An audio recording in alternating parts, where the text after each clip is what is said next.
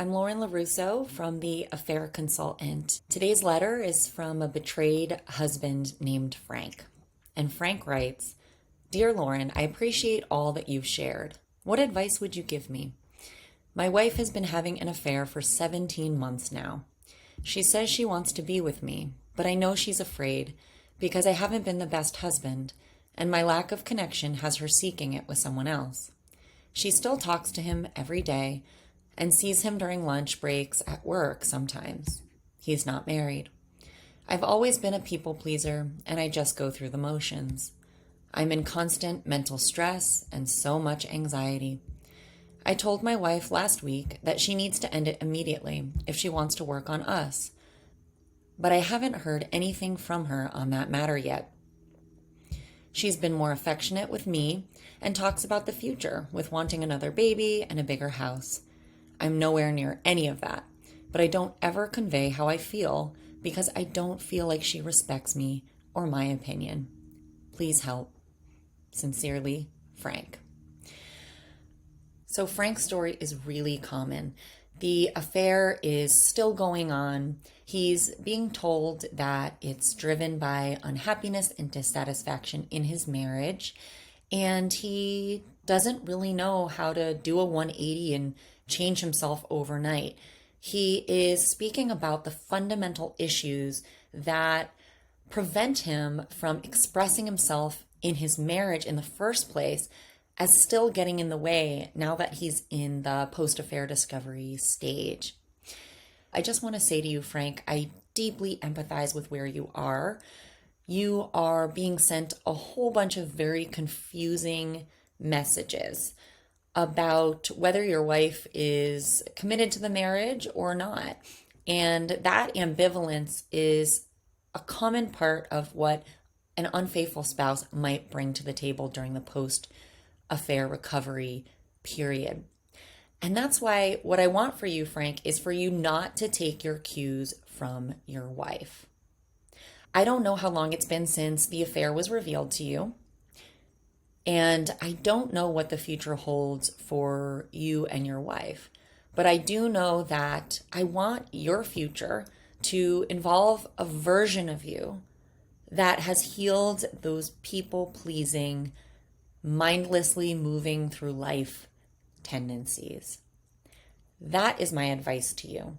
Your number one task is to work on no longer taking your cues from your wife and instead begin to tune in to yourself.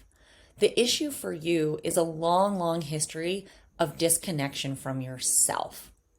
The people-pleasing tendencies, that's rooted in some deep-seated beliefs about how you need to move through the world in order to keep yourself safe and in order to be loved. And those maladaptive traits backfired because you're in a relationship where your wife, she doesn't respect you and she is disconnected from you because you don't see yourself as worthy of connection to yourself first. And therefore, she does not experience you as worthy of connection. So your work, Frank, is to ruthlessly double down on learning what it feels like to actually feel worthy of connecting to your own wants and needs moment to moment, bit by bit, little by little. I would bet that when it comes time for you to think about what's like true with a capital T for you, your mind immediately flies to your wife and you defer to what she thinks or what she wants. And nobody wants a doormat. So these can be really wonderful, kind, generous attributes, but they are not healthy and helpful in forming a relationship that's based on real intimacy. That is allowing yourself to be known because you know yourself enough to be known by another person. So what I want you to do is slow down, and before you respond to anything in your life, ask yourself, what's true for me here? You're going to have a hard time answering that question because you're not used to actually valuing or identifying what it is that matters to you, what it is that you want and need. That's your work. I want you to go get the book Codependent No More by Melody Beattie. And I also want you to get her daily meditations on codependency recovery called The Language of Letting Go. I want you to read Codependent No More. And I want you to, every single day, read that daily meditation from Melody Beattie as well. And ask yourself where it resonates for you. And then begin to put the healing practices of recognizing yourself as a worthy, valuable, whole human being. I want you to put that into effect. And you're going to go back to your old ways more than you adopt the new. But it's about slowly, little by little, doing something new. You are asking yourself gently and kindly to unlearn those old patterns of people pleasing and self disconnection.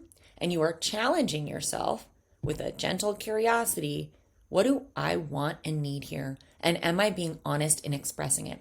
Because guess what, Frank? If you're being honest to your wife, you don't want to have another baby or buy a bigger house because she is being unfaithful and disrespectful to your marriage. And frankly, you don't want to be hurt that way anymore. So it's time for you to actually find the words to start being honest at the risk of your relationship. Because guess what? You need to be willing to end that version of that relationship. You need to be willing to part with that version of yourself. It doesn't work. It doesn't work. It's backfired. And now you're in a place where you have two options. You can continue to be the same way you were and spin your wheels and feel hopeless and helpless as your wife goes about completely disregarding your request to end her affair. I mean, I've been there, and it is such an awful, awful feeling to be discarded and disregarded. But that's the old construct. And my guess is that you've been with somebody who has taken some level of advantage of knowing that you don't feel the self-worth in yourself enough to actually mean what you say.